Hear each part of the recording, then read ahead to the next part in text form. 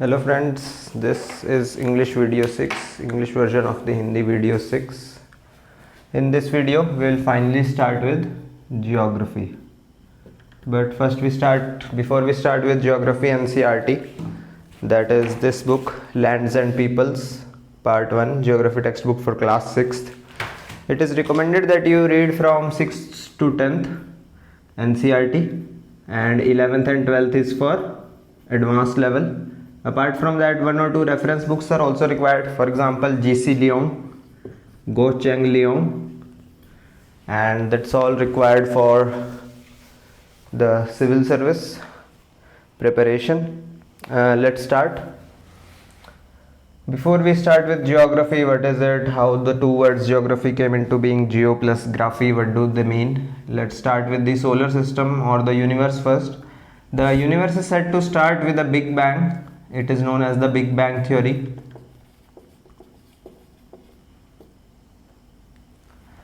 Initially, there was a point, it had infinite mass and infinite density, and it was all collapsed into one point here. And then finally what happened was a Big Bang happened, boom, and the whole universe came into existence. Since the universe has billions of galaxies, each having billions of stars, so total number of stars could be more than 1 billion multiplied by 1 billion, that's 100,000 quadrillion or something. So all that mass was concentrated here. So obviously it had infinite mass and infinite density and almost zero volume.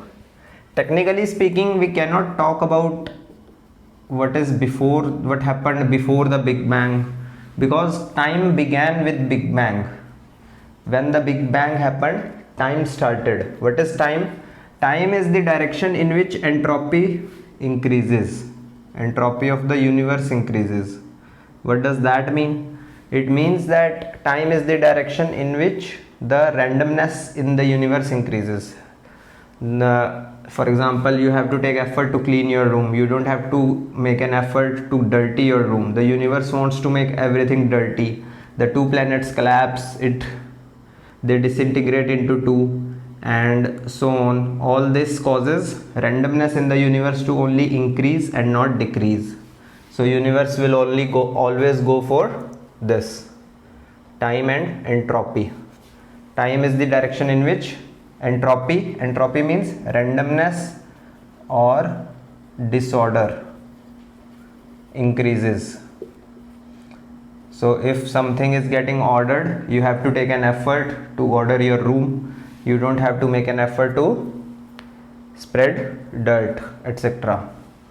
So now Big Bang happened. It happened approximately 13.6 billion years ago. How much is a million, a billion, etc., etc.? It is important to know. In India, we follow this system. After 3 zeros, we start with 2 zeros. So this is 1 lakh. In Western, just add the same number of zeros and then after 3 add a comma. So here you cannot put a comma because there is nothing here. So they will read this as 100,000. Similarly, let's increase 1 zero. So after 3, after 2, this is 10 lakh. So write the same number of zeros, add after 3, then another can be added after 3. This is 1 million. This is the Western notation, this is Indian notation. So add, let's say, 1 more zero after 2. First after 3, then after 2. This becomes 1 crore. This is same number of zeros, 3, 3. So this is 10 million. Similarly, we can go for 100 million. After adding 1 zero, it will become 10 million. So later 100 crore becomes 1 billion. That's why population of India is 1.21 billion according to 2011 census. So it is equivalent to 121 crore, because 1 billion is 100 crore. So 1.2 billion is equal to 1.21 billion multiplied by 100 is equal to 121 crore. So always remember, firstly, that 1 million is 10 lakh, 10 million is 1 crore, and 1 billion is 100 crore. These things you must know. For those preparing in India, it is imperative that you know this. The 2021 census, that is this year, could not be conducted till now because of corona, and most probably won't be completed till in this year itself. So we don't know what our population is, but it is estimated that our population is 1.38 billion, that is 138 crore. Population of China, which is the most populous country in the world, is 143 crore, and we will be overtaking China in 2024. This is estimated. Coming back to the universe, so how much is 13.6 billion years ago? 1 billion is 100 crore. So multiply 13.6 multiply by 100. What does this come to? 3060 crore years. It's a huge number. We cannot imagine what it is. So this is called a time scale. In a time scale, this is always today, almost always today. This is Big Bang, 13.6 billion years ago. So if this is 13 billion, this must be half, let's say 6.5. This is how time scale is. This is called universal time scale because it shows universe from beginning to end. If we show anything else, for example my lifetime, then we will start from 1991 and so on, and this will become my time scale. So this is universal time scale. So solar system means the system centered on sun, that is the sun and the 8 planets along with the dwarf planet Pluto. Solar system came into being 4.6 billion years ago. So 4.6 means this is 6, so approximately here 4.6 billion years ago. This is the kind of time that we have been around. Now, when did we evolve, we humans? 5 million years ago, the first individual walked on earth who walked on 2 legs habitually. It was an Australopithecus. It's not important. It's important for those whose optional is anthropology. 5 million years ago, there were individuals who walked on 2 legs like we do. They were our immediate ancestors. Where would 5 million years lie here? 5 million is, 1 million is 10 lakh. 5 million is 50 lakh. So if this is 4.6 billion years ago, this must be 460 crore. So 50 lakh is half crore.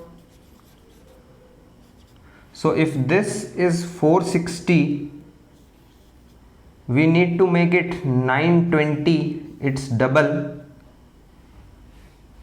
and then so let's say these are 920 dots. So we lie at the last dot.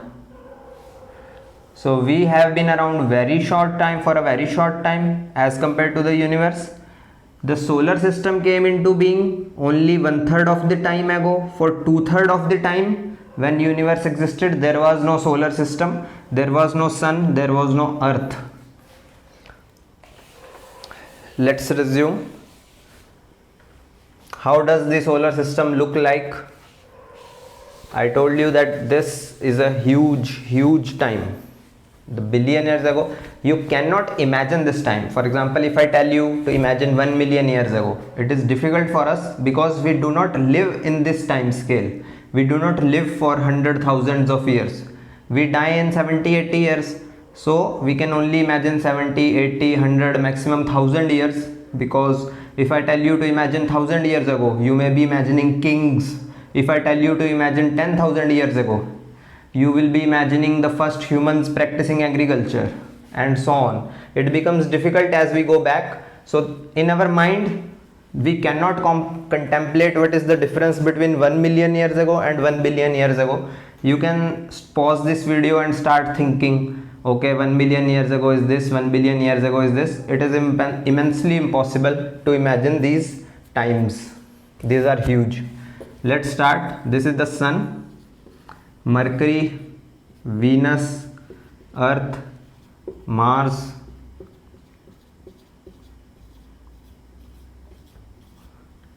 this is asteroids,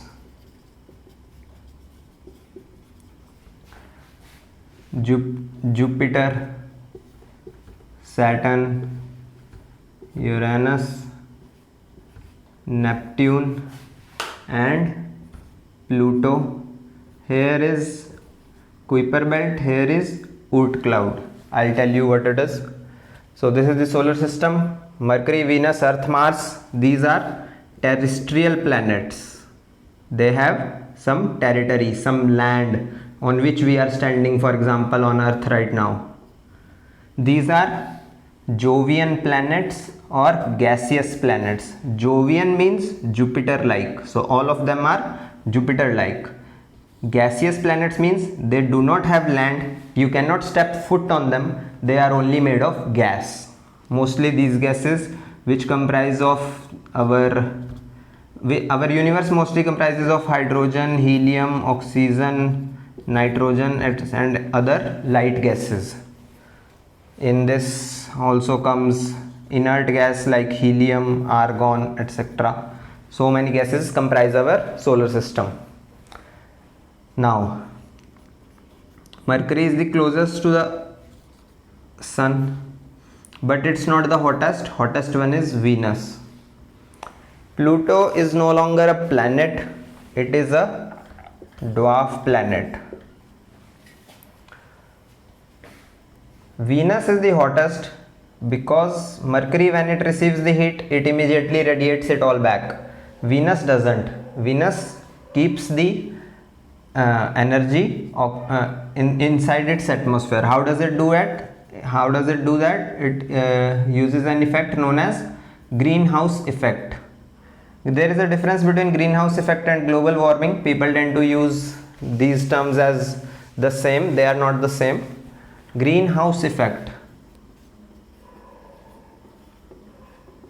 The term greenhouse, in this term, the green means vegetation or greenery because of growing of vegetation. So on the earth, on the poles, there is a lot of coldness, you cannot grow any vegetation. So what do? You make a house of glass, like something cuboidal, etc. So sunlight enters it here on the poles but cannot escape. Some of it obviously escapes, otherwise temperature will keep on increasing and it will go to any length. Obviously some of it escapes, but most of it is also reflected back.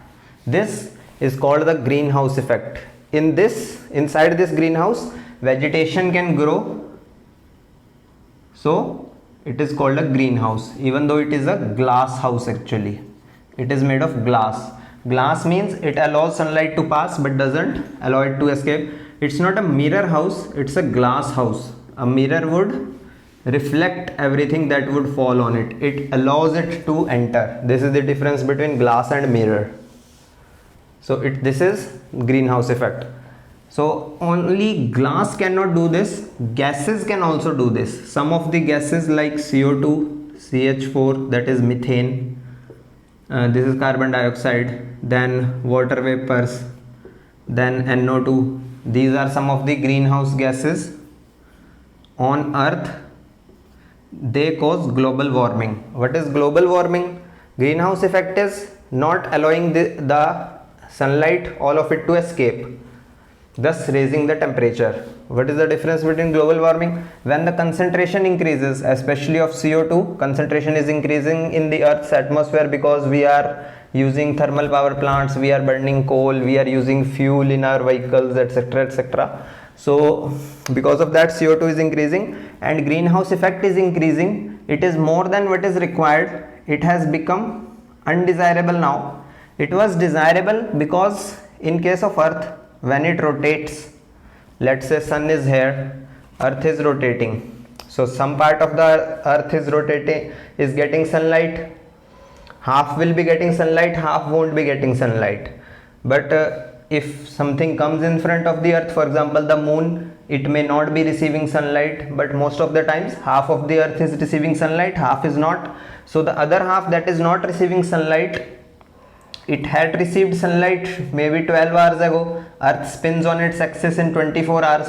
So for 12 hours at least on the equator, the sunlight is received. Then when the equator goes away in the opposite direction to that of the sun, the equator must radiate the heat. But CO2 here doesn't allow it to escape. So at the night time, when there is no sun on the other end, the temperature doesn't drop much. The temperature is higher than what it would have been if there would have been no greenhouse effect. So this is the use of greenhouse effect. If the concentration of CO2 increases, a lot of energy won't escape. So when, let's say equator, there is a point here, it is receiving the sunlight. So now when you return back, when it starts to radiate, if there is a lot of CO2, most of it won't be radiated. So the temperature will increase more than normal. So that's global warming. Globe means Earth. So Earth, if the term global warming can only be used for Earth. Greenhouse effect can be used for any planet. In fact, this is what happens in your car. If you keep it parked in the sunlight, the glass of the windows allows the sunlight to enter but doesn't allow it to escape. The car becomes hot. So this is what happens on Earth, this is what happens in your car, this is what happens on Venus. On Venus there is a lot of CO2. Other gases are not so much present. These are present on, other gases are present on Earth. On Venus there is a lot of CO2. The sunlight, once it enters, doesn't escape much, and the temperature increases, and it has the highest temperature of all the planets. It's not Mercury, which is closest to the Earth, which records the highest temperatures. Similarly, Neptune is the last planet now. This is a dwarf planet. So now you would expect last planet to have the lowest temperature, since it is receiving least amount of sunlight. So what is the truth? The truth is lowest temperature is recorded here, not here. Scientists still don't know why. This is so much for that only a few bodies, few space shuttles sent by us have reached here, Neptune or Pluto. For example, one of them is Voyager 2. It takes at least 20-25 years for a space shuttle from Earth to reach here, and so on. So we haven't sent a lot of objects, we are still studying it. We don't know why Neptune is not the coldest, Uranus is, but this is the fact. So how do you remember this? Always remember that the last planet is not the coldest, second last is. First planet is not the hottest, second one is. Now Saturn and Uranus has rings. Saturn has huge amount of rings. They are visible from Earth using a very simple telescope also. And Uranus also has rings which are less visible. You need a much more powerful telescope to observe them, and hence these rings were discovered very late than that of Saturn. What are these rings made up of? Scientists used to think in the beginning that these rings could be made up of, let's say, a sheet of ice, something frozen, a sheet of solid material which is rotating across around this Uranus. But scientists have now found out, when space shuttles were sent and they captured photographs, and scientists found that this is actually made of small rocky material. It is at various distances from the Saturn. So now, if in general in physics what does the law says? If there are particles that which are rotating around any celestial body, then all these particles would be rotating independent of each other. They are attracted towards this object, not much towards each other. So the first one will rotate the fastest. It will take the least amount of time to rotate around the planet. This one will take the maximum amount of time. So what does that mean? It means that around Saturn the sheet of ice wouldn't have been possible. It would have been torn apart, and the physics was wrong when scientists initially thought that it could be made of an ice sheet or something, or rocky, or sheet of rocks. It is individual suspended rocks. They are obviously colliding with each other also, and they are rotating around the Saturn. Similar is the case with Uranus, but the rings are much less visible.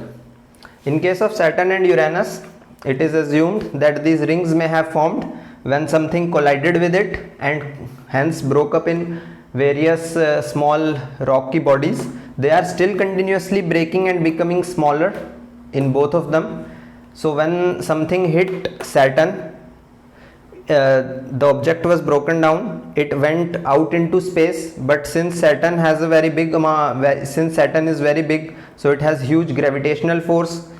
So in case of Saturn and Uranus, when these objects hit, they couldn't dissociate themselves away from the planet. They couldn't go to outer space. They were captured in the orbit, they were captured in its gravity, and are rotating and are becoming smaller and smaller. The first one rotates in, let's say, if it rotates in 1 day, the last one could be taking 100 days to rotate. This is how the rings have formed and are rotating. What is a celestial body in general? Celestial body means any body present in the universe. It could be anything. As small as a speck of dirt is a celestial body, technically speaking, and anything as huge as the sun or a black hole, etc., is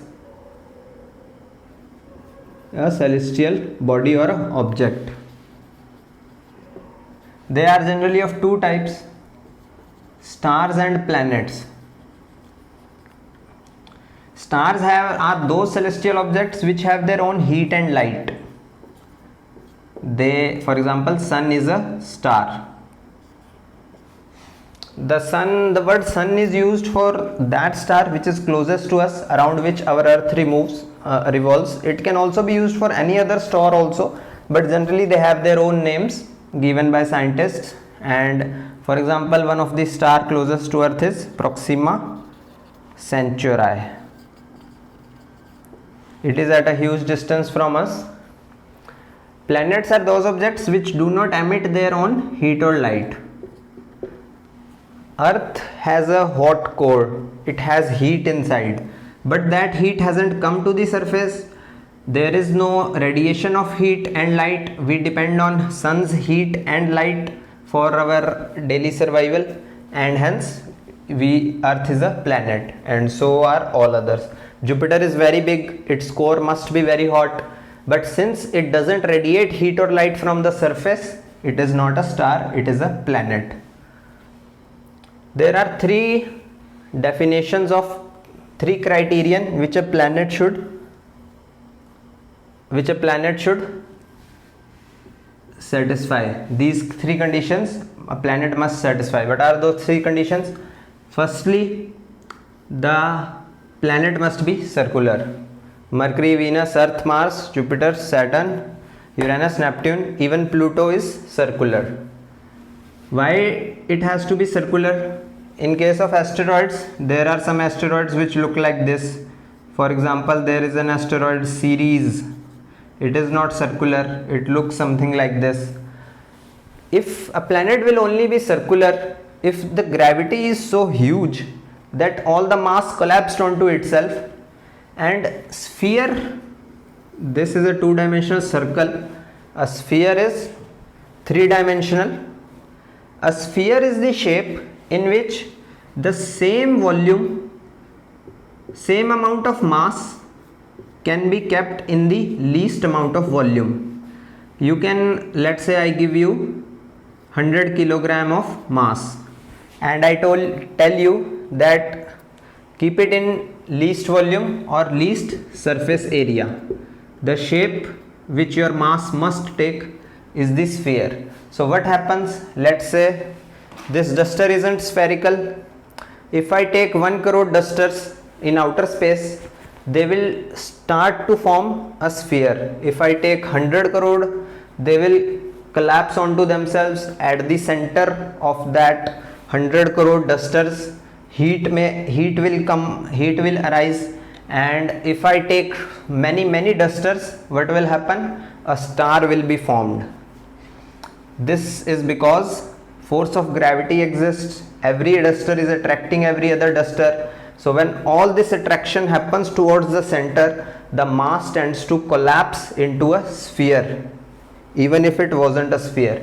Irrespective of the shape I take, let's say I take a stick, a wooden stick, and I take 100 crore sticks in outer space, and then what will happen? They will start to collapse onto themselves and start making a spherical shape made up of small sticks. At the center, if I take too many sticks, instead of 100 crore, if let's say I take 100 crore, what may happen? A star may be formed in which nuclear fusion reaction may start. What is this reaction? Stars have a reaction known as nuclear fusion. Fusion means to fuse together or to become one. So if two small atoms, let's say hydrogen and hydrogen, combine to form helium, what will happen if, let's say, its mass is 1, it will become not 2 but something like 1.99 or 1.98. The rest of the mass, that is 0.01 or 0.02, that gives us energy. That mass is lost. E is equal to mc square is a famous equation given by Albert Einstein. This mass 0.02, let's say this is 1 kilogram, this is 1 kilogram, so this is 1.99 kilogram, so 0.01 kilogram is lost, that is 10 grams only. This 10 gram when multiplied by c is speed of light, it is 3 into 10 raised to power 8 meter per second. So when I square it, it will become 9 into 10 raised to power 16 meter square per second square. This is a huge number. Even if I multiply it by as small a number as 10 gram, as you can see 10 grams, so shifting it to kilograms, this is the number. As you can see, this number will become huge. It will come in the powers of 10 raised to power 14. So after 1 there will be 14 zeros. So this small amount of mass can generate a lot of energy. This is also known as energy mass equivalence. Energy and mass is equal. Whatever energy you have, you can get mass from it. Whatever mass you have, you can get energy from it. You may not be having the tools required, the technology required today, but energy and mass are equivalent. So if this duster is, let's say, 100 grams, it actually in terms of energy is worth huge amount, 9 into 10 raised to power 15. This is 100 gram divided by 1000 gives you kilogram, the unit in SI. So this becomes 10, 1 0 is gone, this becomes 10 raised to power 15. 9 into 10 raised to power 15, energy is measured in joules. This is the kind of energy which this duster is possessing. It is simply huge, unimaginable.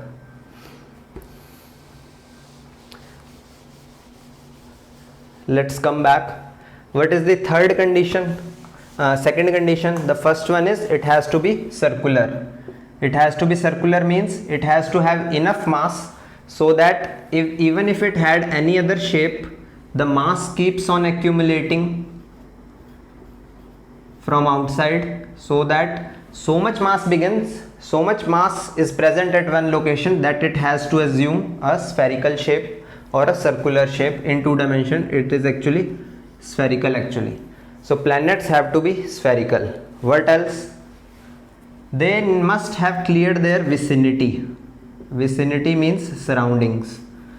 There shouldn't be anything, a lot of dust or debris present. There shouldn't be any debris or dust present around a planet. A satellite can be present. For example, moon is a satellite which revolves around the earth, but dust or debris should not be present. Simply put, its gravity should be so huge that everything which is around it, especially small dust, rocky objects, they should collapse onto themselves. Saturn and Uranus has some objects, rocky objects around them. They haven't collapsed onto themselves simply because they have started rotating, revolving around the planet. What is this rotation and revolution? In order for rotation or revolution, in order for something to rotate around on its axis, or something to revolve around the sun or any other object, for example moon rotates around the earth, what is the condition required for revolution? The condition is that in case of, let's say, earth and moon, how is rotation happening? Force of gravity pulls it here and its motion is, let's say, like this. So at all times it wants to go here. If earth vanishes let's imagine that earth vanishes right now, what would happen to the moon? It was rotating. Now there is no force of gravity. It will go tangentially. This is called a tangent to a circle. It will go in the direction in which it was moving. It will go straight. It will go away. So earth is keeping moon towards it. At all times moon is falling towards the earth, but at all times it wants to go tangentially. So what does balancing do? Balancing keeps moving it here. So when it comes here, it wants to go here, but earth pulls it here, so it goes here. When it comes here, it again wants to move out of the orbit, but the earth's force keeps it here, so net force becomes here. So this is how anything revolves. Why does anything rotate? In order, Newton's first law of motion states that if an object is in motion, it will keep in motion, and if an object is at rest, it will keep at rest unless a force acts on it. So when I throw a ball, the ball comes to rest because friction acts on it. In case of objects like earth, there is no such force which can stop it from rotating. It is rotating in empty space, no friction is acting, so it will keep on rotating. This is a very basic class to give you some beginning, some introduction about the universe and the solar system, particularly the earth, and some physics is required. All this will come in great detail. If you aren't able to understand anything or something, don't worry, this will be repeated again and again in huge detail. So now let's move on to the NCERT chapter 1, unit 1, chapter 1. The unit 1 is Earth, our planet. Now I told you about stars and planets. Planet means wanderer. Wanderer means something which wanders. To wander means to travel. Wanderer. Okay, planet means wanderer. Those celestial objects which rotate around the planets are called satellites. For example, moon is a natural satellite of earth. There are hundreds of thousands of artificial satellites. This is a natural satellite. Artificial satellites are rotating around the earth. We have also sent artificial satellites to Mars. For example, India sent Mangalyaan, also known as Mars Orbiter mission. NASA has sent so many: Perseverance, Curiosity, and then there was something starting with I, Insights, Mars rover, etc., etc. There are three things when we send a satellite, either it could be simply an orbiter, or it may also have a lander, or it may also have a rover. In case of an orbiter, it orbits that planet or celestial body, and only that. In case of a lander, it releases an object which lands on the surface and doesn't move. In case of a rover, we send a lander. It includes a rover, which is a small vehicle having tires. It starts moving on the surface. So this is how orbiter, lander and rover are may or may not be present on an artificial satellite sent by us. For example, Mangalyaan, Mars orbiter mission of ISRO, Indian Space Research Organization, the National Space Agency of India, was having lander and rover. The lander and rover were, I think, called orbiter, lander, rover. Lander was, I think, Vikram, and rover was Pragyan. The mission ended in partial failure because lander and rover couldn't descend slowly. They hit the surface of Mars at a huge speed and they were destroyed. Orbiter is revolving and sending us data, so that's why it's a partial failure. Now it will come in detail in when we study about Indian Space Research Organization. So natural one is moon, artificial satellites are thousands. This is what a satellite is. So earth rotates around the sun, moon rotates around the earth. The force of gravity which keeps all this system working, which keeps us on the surface of the earth, is given by F is equal to G m1 m2 upon r square. This is a universal constant of gravitation. So force is directly proportional to the mass of the two objects. Earth rotates around the sun because the mass of sun is huge, mass of earth is something, force acts on them, and the distance is not huge. So if the numerator is huge and denominator is not huge, this whole value comes to be simply again huge, very huge. It's a big number. So earth keeps rotating around the sun. Similarly, in case of Mercury, the force of gravity acting on it is, force is directly proportional to mass of the sun. Mass of the sun is constant for all the planets, multiplied by mass of Mercury divided by distance of Mercury from the sun, its square. What does that mean? If I double the mass of the planet, the force doubles because it is directly proportional. If m2 becomes 2m2, the F becomes 2F. But if I double the distance from Mercury to Venus, let's say I go, then what would happen? The force will become 1/4, assuming mass stays constant. So the only thing you need to remember is force is directly proportional to mass of two objects. Why does moon rotate around the earth and not around the sun? Moon has very less mass, earth has very less mass, sun has huge amount of mass. So moon is suffering from two forces, one from earth, one from the sun. In case of sun, mass is huge, moon's mass is constant. In case of earth, earth's mass is less, moon's mass is constant. So whole value should come to be less, whole value should come to be more for sun. But what is happening? Distance from earth is very less, distance from from the sun is huge for moon. So this distance comes out to be huge, so whole value decreases for sun. So F from earth is greater than F from sun. So on the moon, most of the force acting is because of the earth.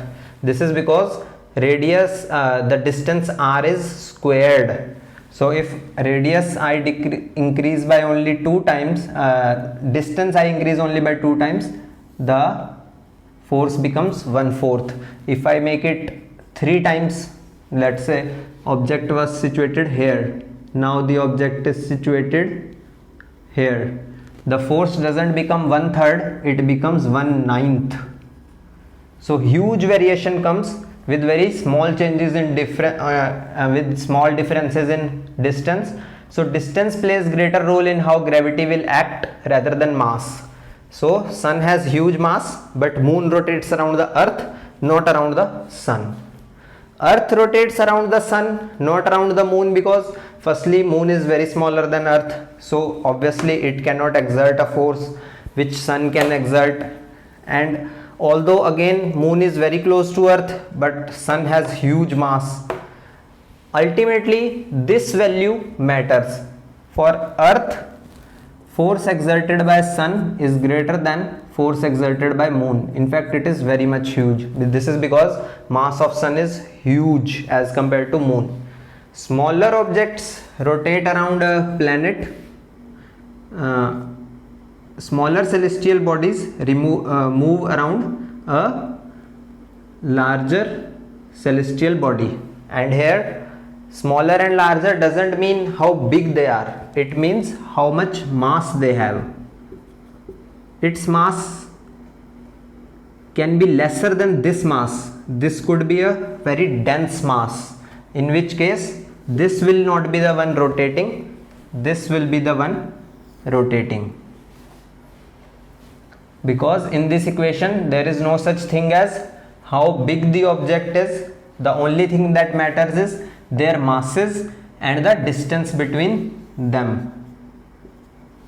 So if this mass is very much bigger than this mass, because this could be gaseous, this could be made of hugely dense material, let's say uranium, or very dense metal, lead, etc. So in that case this will rotate around the object. How are distances measured?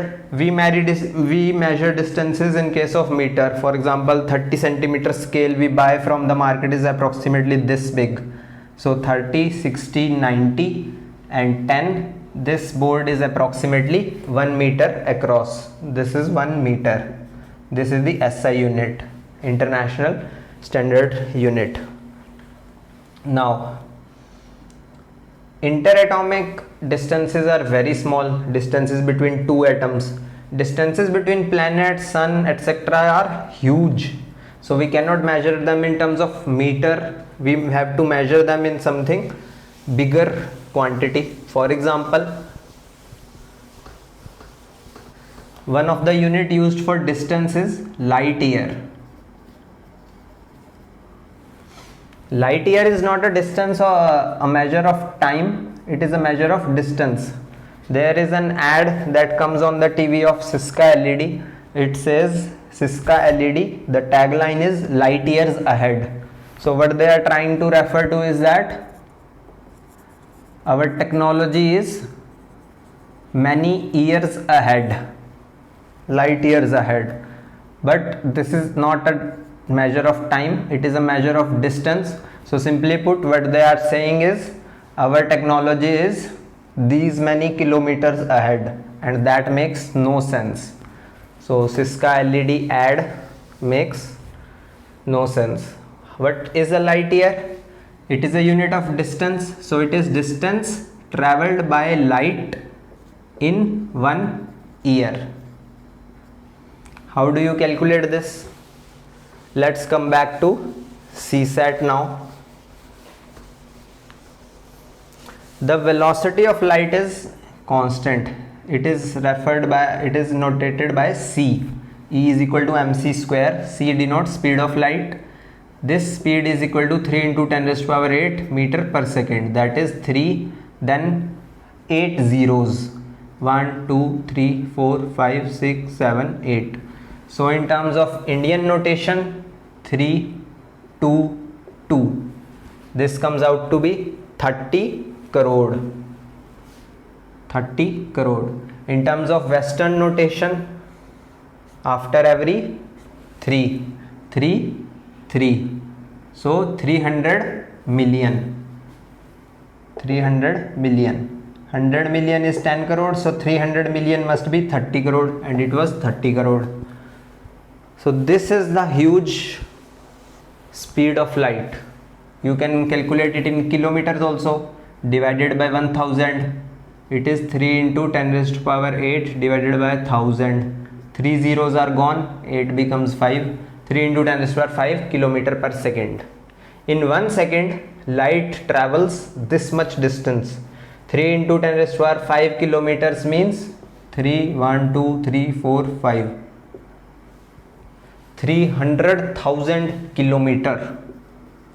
So if I use my torch on the surface of the earth and shine it on towards space, after 1 second of me turning on my torch, the light would have reached in outer space 300,000 kilometers. Such is the speed of light. So how do we calculate distance traveled by light in 1 year? All this is CSAT. Prelims has 2 papers, GS and CSAT. This is CSAT. Speed is equal to distance upon time. We need to calculate distance. Distance is equal to speed into time. Speed is equal to 3 into 10 raised to power 8 meter upon second, and time is 1 year. How much is 1 year in terms of seconds? 365 days multiplied by 24 hours every day, multiply by 60 minutes every hour, multiply by 60 seconds every minute. Second से seconds cut गया, seconds gone, meters is the answer. And as you can see, this is a huge number. So how can we use this fact that speed of light is this, 1 light year is this? The extent of the universe, from one end of the universe to one end of the universe, you may be thinking that light of speed is huge. Yes, it is huge. After 1 second, it is going 300,000 kilometer, that is 3 lakh kilometer. It is huge. It is truly huge. But when you compare the extent of universe from one end to another end, that distance is so huge that if you measure it in terms of speed of light, in terms of light years, actually it is a unit of distance. So this distance from one end of the universe to another can be measured in light year, because it is not a measure of this time, it is a measure of distance. So this distance can be measured. When you will calculate it, it will come out to be huge. In fact, 1 light year would seem like nothing. For example, Proxima Centauri, the nearest star to the earth, is how many light years away? Here in the NCERT it mentions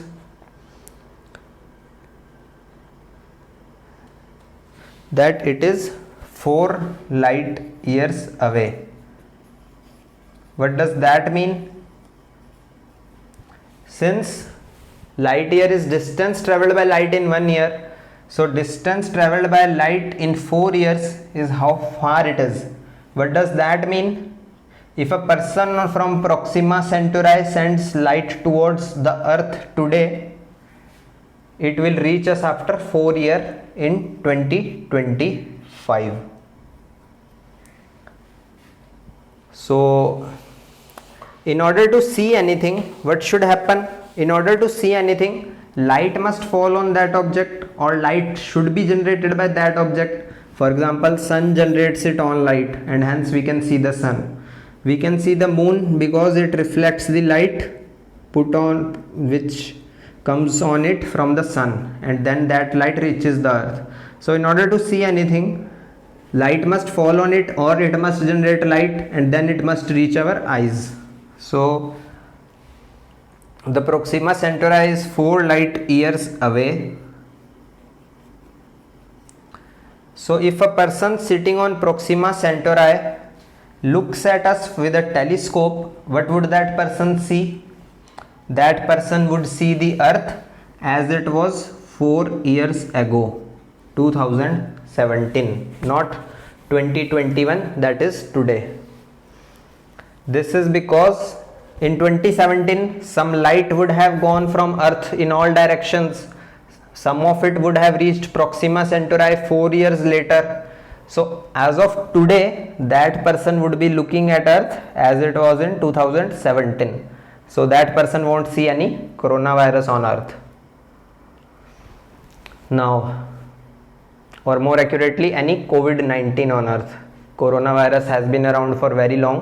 COVID-19 is a specific type of coronavirus disease. Now, what are the distances here? It is written in the NCERT that these distances are of the order of, in terms of millions of kilometers, they are 50, 100, 150 and approximately 50, 100, 150 and this is approximately 220, so you can think of it as 200. These distances you should remember. This is because there is a mission of ISRO. It is known as Aditya L1. What is it? L means Lagrangian point. What is a Lagrangian point? When any celestial body revolves around another, there are some points, for example L1, then there is I think L2 here, L3 here, then L4 here, then L5 here. On these Lagrangian points, the object becomes, if you send a satellite here on L1, let's say from Earth, this is Sun, this is Earth, so in between there is a Lagrangian point. If you send something here on this point, it will become stable and it will keep on revolving around the Sun close to the Earth. Similarly, if you send a satellite here, if you send any satellite here and similarly here, if we send anything from Earth to any of these points, the object will remain in a stable orbit. The force will be balanced, energy will be balanced and it will perpetually stay there. What is the relevance here in terms of distance? I told you that we are sending it to L1. I just showed you what L1 is. This is the distance between the Sun and the Earth. It is 150. 150 what? Million kilometer. 150 million kilometer. What is a million? A million is 10 lakh. 10 million is 1 crore. So if 10 million is 1 crore, this must be 15 crore. How far is L1? L1 is at a distance of 1.5 million kilometer. This is a fact. You need to remember this because of this mission. It is going to be sent very soon actually. So this is a very important current affairs for you. This is at a distance of 1.5 million kilometer. This is 150, this is 1.5. It is of the order of multiply by 100. 1.5 million multiply by 100 is 150 million kilometer. So if this is 100, this is 1 and this must be 99. These calculations you can make and then write them in the general studies mains exam to impress the examiner. What are some other uses of remembering these distances? Earth is at a distance of again 150 million kilometer. This is distance. Speed of light is constant. When it comes from the Sun, it travels this way. So what can we calculate? This is speed. This is denoted by c in case of light. So what was the formula? Let's come back to CSAT. Speed is equal to distance upon time. We have speed, we have distance. We can calculate the time required for light from Sun to reach the Earth. The time would be distance upon speed. How much is the distance? 150 million. How much is a million? 10 raised to power 6. This is kilometer. How much is speed? 3 into 10 raised to power 8 meter per second. So we need to make the unit similar. Kilometer when changed into meter gives 10 raised to power 3 meter. So how much does the distance come? This value will come in second. From meter to meter, cancel. 10 raised to power 8, 10 raised to power 9. So only 10 remains. 10 raised to power 9 divided by 10 raised to power 8 is 10. So 10 remains here, 3 is here comes 50. So this is 50 multiplied by 10, 500 seconds. 500 seconds is equal to 8 minutes 20 seconds. So if you are observing the sunrise right now, the sunrise actually happened 8 minutes 20 seconds ago. Similarly, if let's say sun were to vanish right now, this instant sun is gone, obviously life will be destroyed on earth. All the objects revolving around the moon, let's say in this way, will go this way tangentially. Similarly, Venus revolving around the earth goes this way, and so on. Everything goes haywire. Every object, asteroids, anything that is rotating around the earth goes haywire. It goes away. But what would happen if sun vanishes this instant? For 8 minutes and 20 seconds we wouldn't know. We will come to know after 8 minutes 20 seconds, when light will finally reach towards the earth. This is the value. This, if you remember that light takes 500 seconds, you can calculate how much the distance is if you forget the distance, because this is constant and should be remembered by you. Similarly, if you remember the distance but don't remember the time, you can calculate it this way in the exam if it comes. This is also helpful to remember in general. So you can remember the distances this way: 50, 100, 150, 200. What is the unit? Don't forget the unit. Million kilometer. Now, this is how the universe is, the solar system in the universe. We are in the Milky Way galaxy. The Milky Way galaxy looks something like this. We are not at the center, we are somewhere here, away from the center. So moon rotates around the earth rotates around the sun, solar system as a whole rotates around center of the Milky Way. Now, I told you Proxima Centauri is 4 light years away. It is the nearest it is the nearest star, second nearest star to the earth. Which is one is the first nearest star to the earth? It is the sun. Now, how are asteroids formed? Asteroids are said to be formed by when it is assumed that a planet must have disintegrated as soon as the solar system was formed. Jupiter and Saturn and Uranus and Neptune are gaseous planets. Pluto is also one, but it has now become a dwarf planet.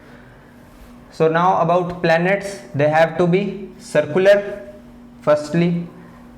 What else? They need to clear their vicinity. There shouldn't be any dust or small objects around it. Third condition is that they must be revolving around a star. All of them rotate around the star known as the sun, hence they become planets. They also are circular and they have cleared their vicinity. Nothing around them is dust, etc. They are so huge in gravity that they have collapsed all that dust onto themselves. So if these three conditions are satisfied, the celestial body becomes a planet. Why is Pluto a dwarf planet? Pluto is a dwarf planet.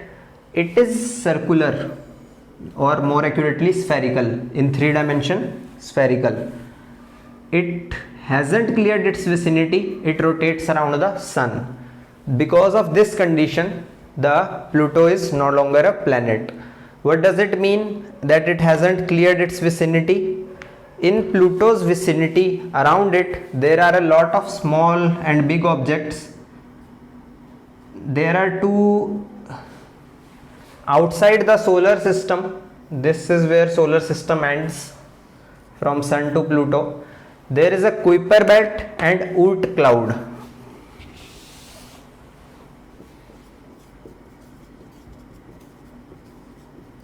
Kuiper belt and Oort cloud. They are named after the scientists who theorized their existence. So now what happens here? Kuiper belt and Oort cloud.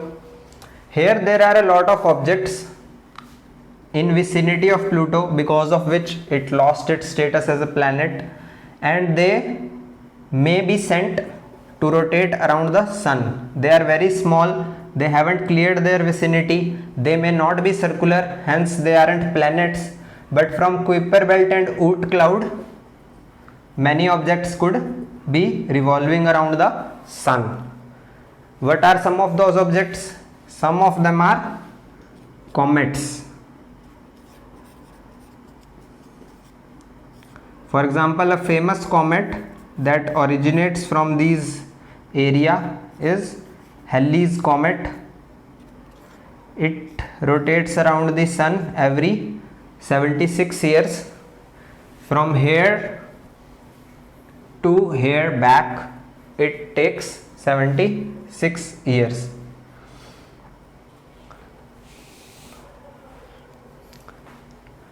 So in the vicinity of Pluto there are a lot of such objects. Pluto in fact is very small. Our moon is greater than that of Pluto. Moon is greater than Pluto. In fact, Russia is greater than Pluto. The area of Russia, Russia is a country, it is the largest country on the earth. So it has some area. That area is more than the surface area of the sphere known as Pluto. The Pluto must be having some area around it. So that is smaller than Russia. And the moon is also bigger than Pluto. So Pluto is very, very small. It is hence called a dwarf planet. The planet-like objects which cannot satisfy all these conditions become dwarf planet. One of them is Pluto, another one is Ceres, an asteroid known as Ceres, another one is Eris, and so on. In fact, many of the satellites of these gaseous planets are bigger than Pluto. So now this is the basic about the universe, the solar system, the earth, the moon and various planets, how planets are defined. Let's move on to NCERT. The sun is about 150 million kilometers away from the earth, and light travels at a speed of 3 lakh kilometer per second, or 3 into 10 raised to power 8 meter per second. There are 9 planets in our solar system. This is the old NCERT, so it mentions 9 planets. Pluto is gone now, so there are only 8: Mercury, Venus, Earth, Mars, Jupiter, Saturn, Uranus, Neptune. Asteroids are believed to be the pieces of a planet which probably exploded after the birth.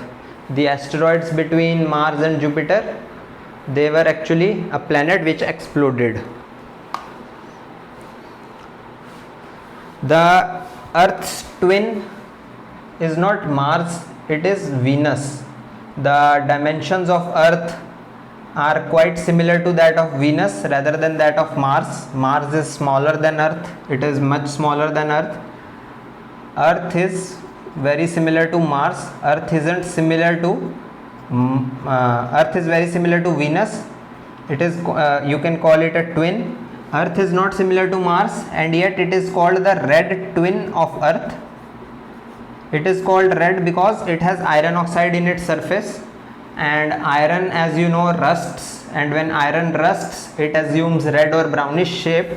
So if you observe Mars from a telescope on Earth, you will see something reddish on its surface everywhere. The whole planet will look as if it is a little red. Now diameter of the moon is actually 1/4 of that of the earth. So if earth is this big and this is the diameter, this is the center, this is the radius r or capital R you can say, the moon is actually smaller. So if this is 4d, this is 4r, this is d and this is r, this is moon, this is earth. If the diameter of moon is, let's say, d or 1, the diameter of earth would be 4d, that is 4. What is the radius of the earth? The radius of the earth is actually 6400 kilometer approximately. What comes the radius of the moon? It must be 1/4. So 1/4 of 6400 is 1600 kilometers. This is the radius of the moon. Diameter of the earth becomes double, 12800 kilometer. This is the diameter. So diameter here becomes 6400 kilometer, therefore 3200 kilometer. So as you can see, moon is only 1/4 as much across as that of earth, and still Pluto is smaller. So Pluto must be having a radius less than even 1600 kilometers.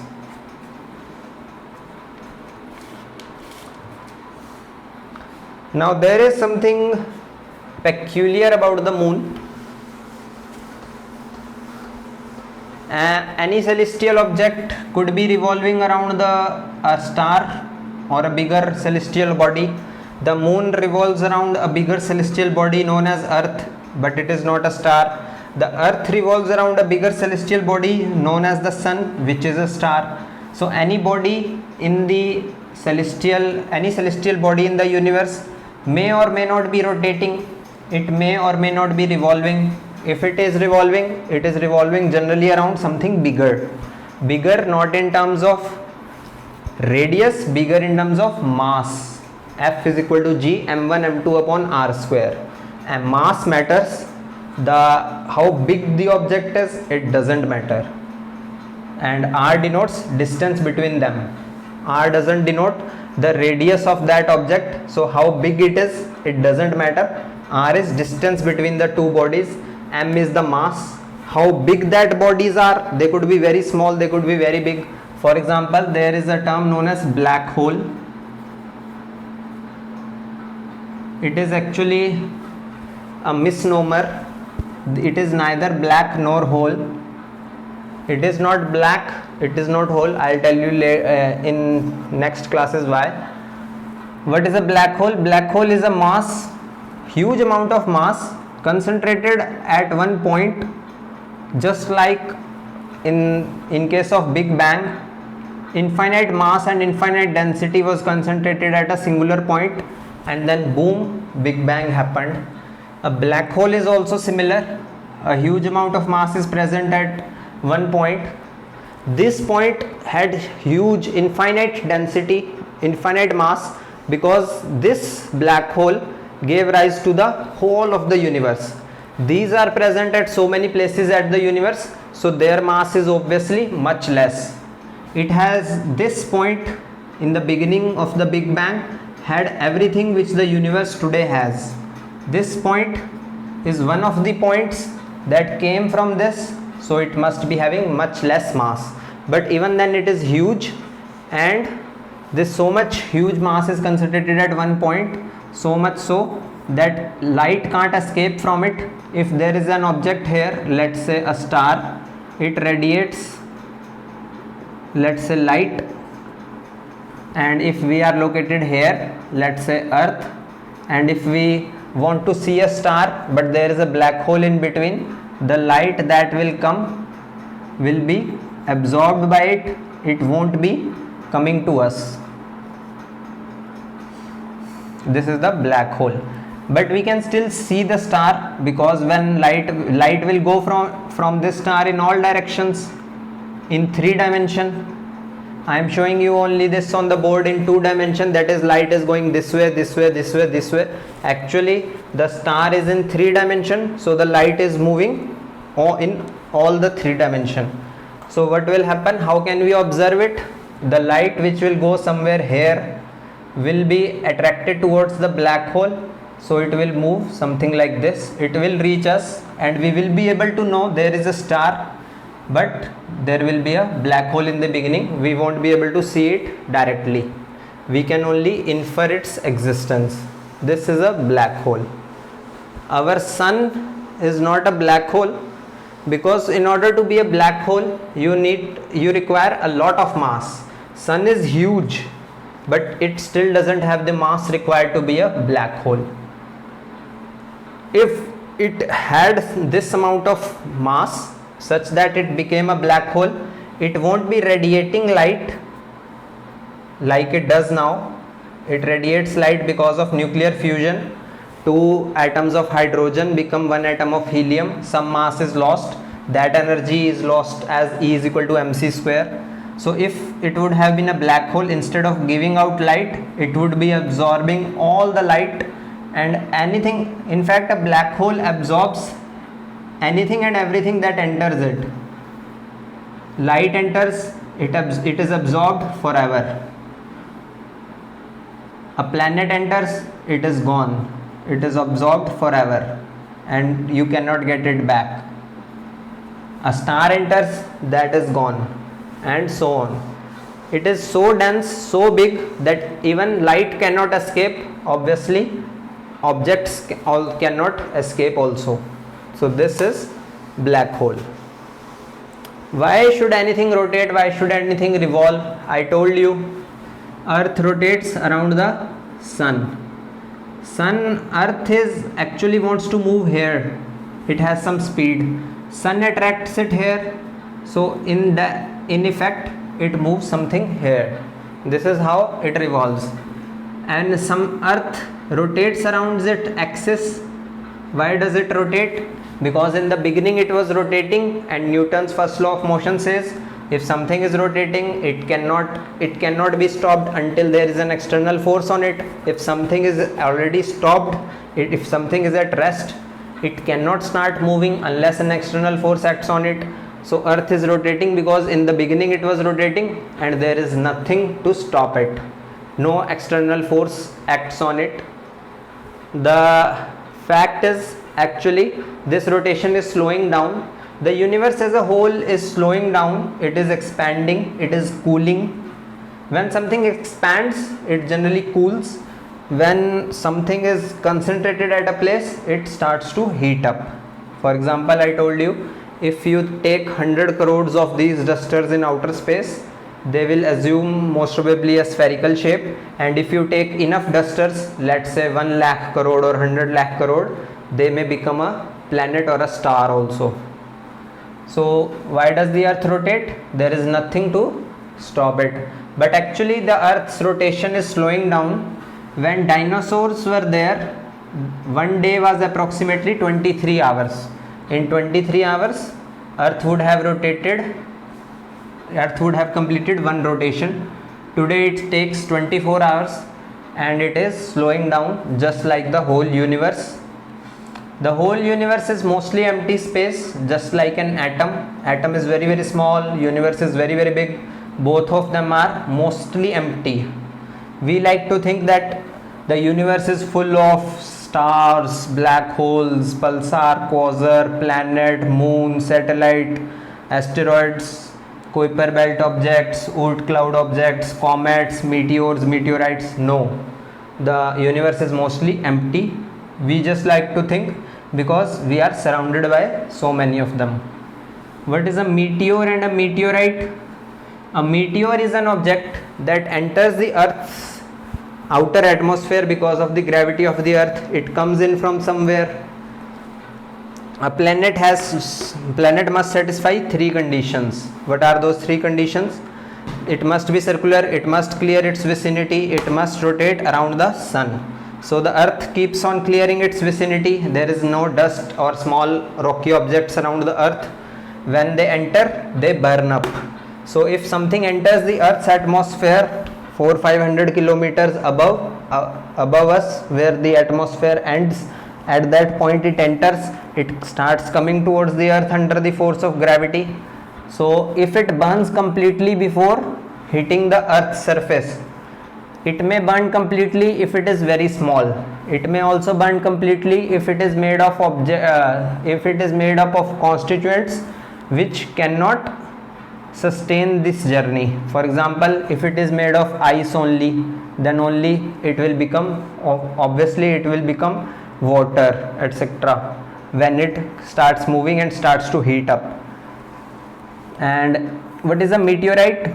If that object is very big, it will burn, it will lose some of its mass, but it can land on the Earth's surface, and that meteor, which is so big or made up of such objects which don't completely burn, for example iron, aluminium, if it is made up of these things, it may enter the Earth's surface, it may enter the Earth's atmosphere and then reach the Earth's surface. We can see it lying somewhere on Earth's surface, we can touch it, etc. Then that becomes a meteorite. The spelling is something like this. Here is meteor and here is meteorite. Now rotation and revolution, I told you why it happens. So moon is a peculiar case. Why is it peculiar? The moon, let's say this is the Earth. So here is the moon rotating around the Earth. It also moon rotation happens on an object's its own axis. So if this is the Earth, this is the revolution, rotation is this on its own axis. So how does the moon rotate and revolve? It rotates and revolves in such a way that we can always see only one of its surface, on only one of its hemisphere. How does that happen? This is the Earth, this is the moon. It is rotating, it is also revolving. So it is rotating as well as revolving. How does it do that? It rotates in such a way that the time taken to revolve is same as the time taken to rotate. Earth is here, moon is here, it starts rotating. This is rotation. Now let's say it comes here. In that time it must have rotated also. Let's say as seen from Earth, this finger donates the surface which we can see, and these fingers donate other side of the moon which we cannot see. So how would it rotate? It will rotate something like this.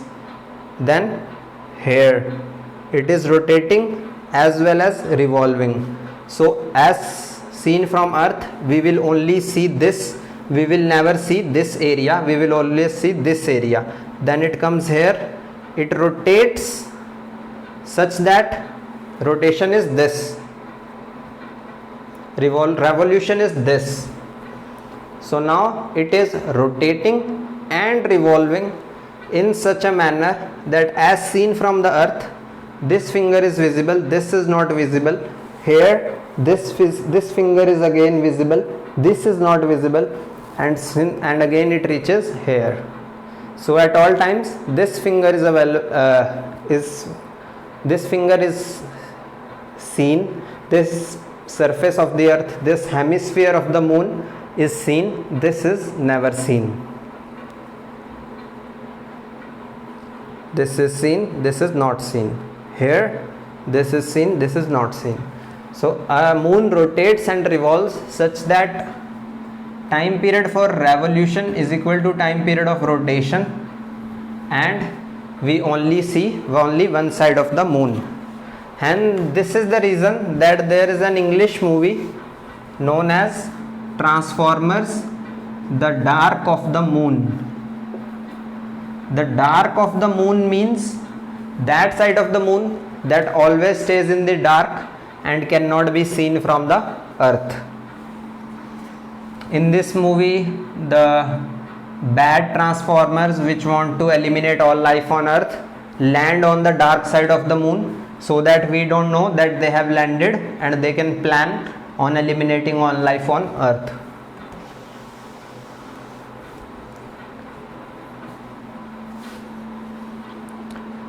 Now Earth has an atmosphere, it has water in it. In that atmosphere there is nitrogen, oxygen, etc., etc.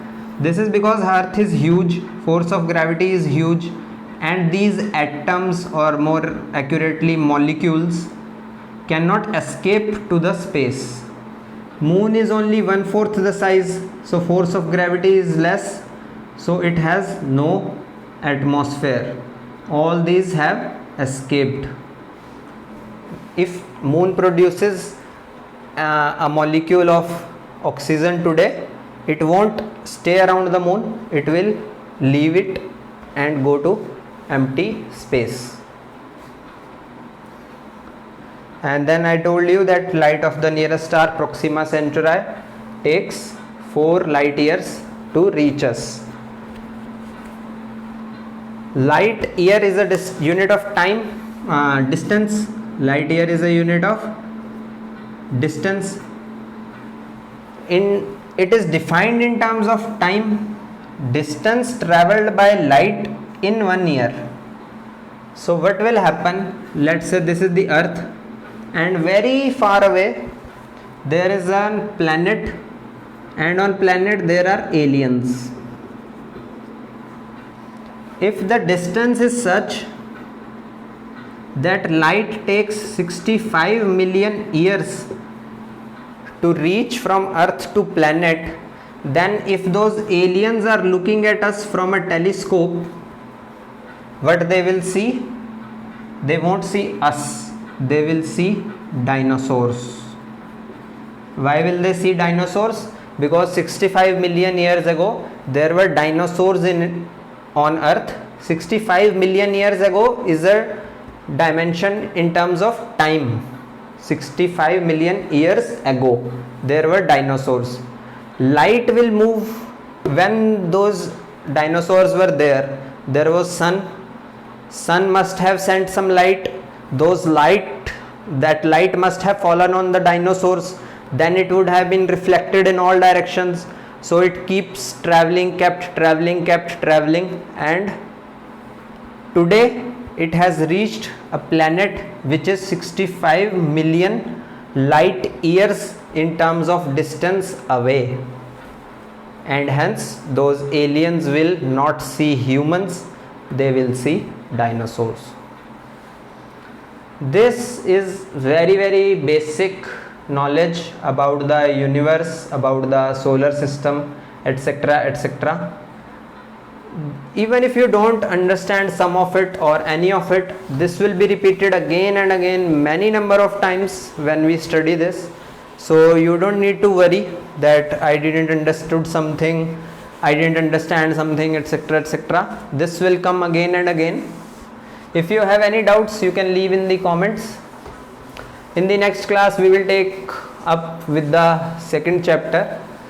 I already told you about the solar system in a little bit of very briefly.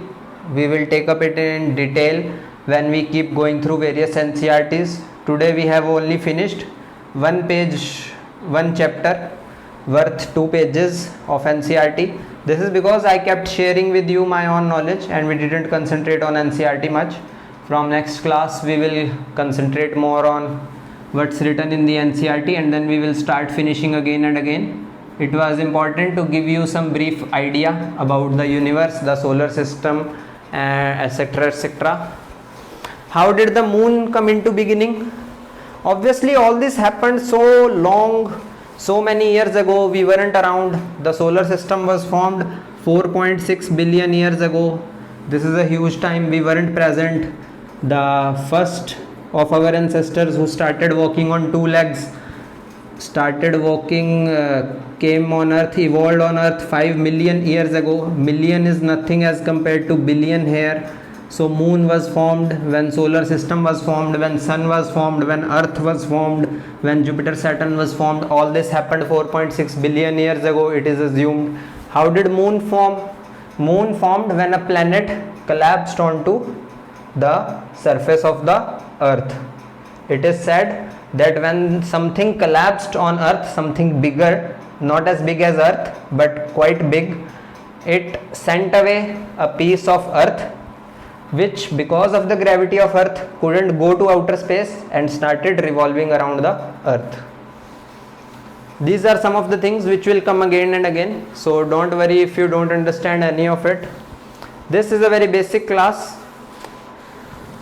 Tomorrow we will start from chapter 2 about the globes and maps. If you can't find this NCERT, it is recommended that you get all these NCERTs from one shop. Go to a shop which supplies all the old NCERTs from 6th to 12th, not 6th to 10th. Get all the old NCERTs from one place like I did. Your work would be much easier, or otherwise you can also easily go find them on the internet and take prints. Okay friends, thank you.